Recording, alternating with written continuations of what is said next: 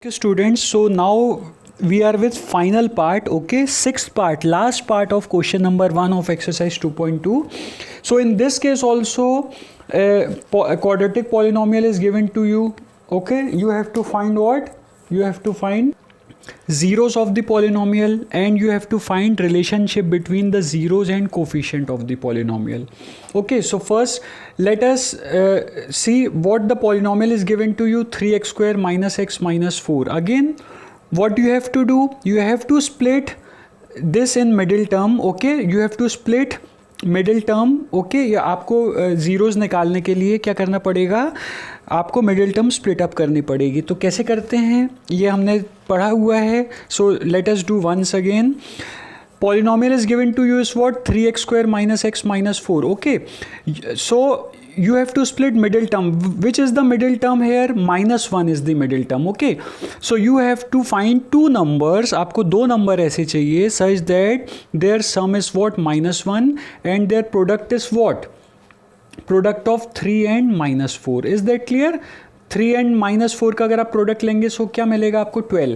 So this means you have to find two numbers such that their sum is minus 1 and product is minus 12. So we have to find prime factors of 12 है ना. Product के prime factors निकालेंगे. 2 6 are 12, 2 3 are 6, 3 1 are 3. सो हमको क्या क्या मिल रहे हैं factors? 2 2 and 3. We are getting factors 2 2 and 3. Is that clear? Now see 1 is also factor. 1 भी एक फैक्टर है, ओके. बट 1 जो है वो जनरली क्या होता है, वो मल्टीप्लाई होके जैसे 3 इंटू 1 करेंगे तो 3 1 आर 3 हो जाएगा.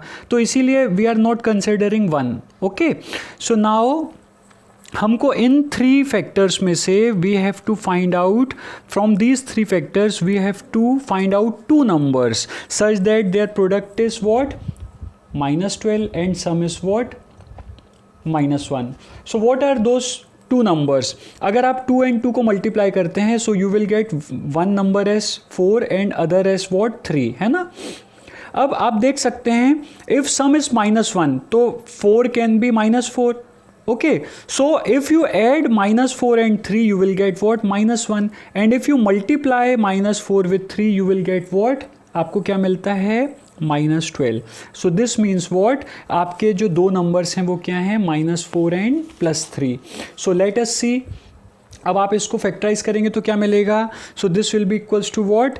3x square minus 4x, okay, plus 3x minus 4. Is that clear? So middle term आप स्प्लिट आपने किया है. माइनस एक्स को you have written as what? Minus 4x plus 3x.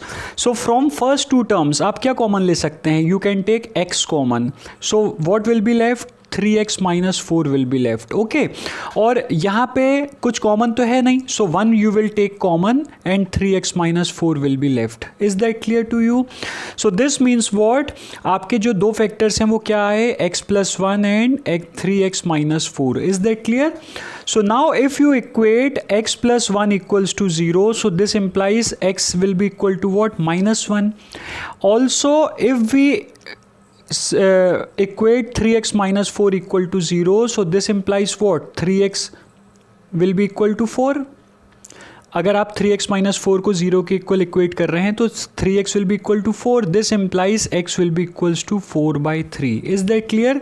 Therefore कौन कौन से जीरोज मिल रहे हैं? हमें जीरोज मिल रहे हैं minus 1 and 4/3. Is that clear to you? Now we will find sum of zeros.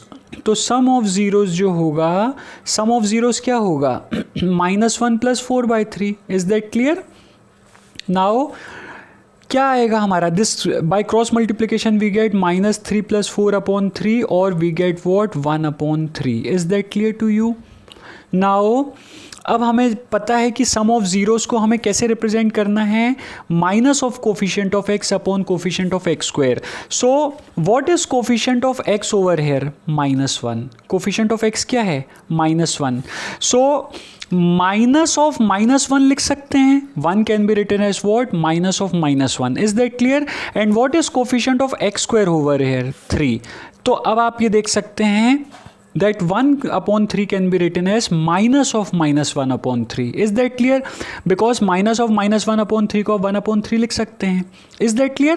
So this is what minus of coefficient of x, okay, minus of coefficient of x upon coefficient of x square, coefficient of x square. Is that clear to you?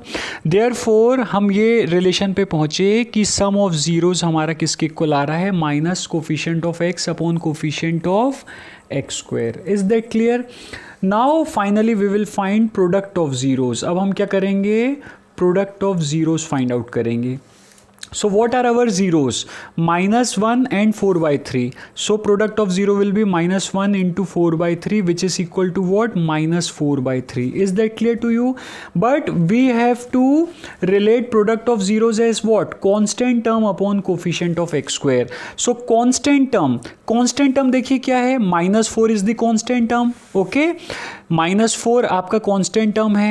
Again coefficient of x square क्या है, 3 है. 3 है कि नहीं? This means what? This can be written as what? This can be written as what? Constant term. This can be written as what? Constant term upon coefficient of x square. Constant term upon coefficient of x square लिखा जा सकता है. So therefore हमको क्या मिलता है कि product of zeros हमारा यहाँ पे किसके इक्वल आता है? Our product of zeros is what?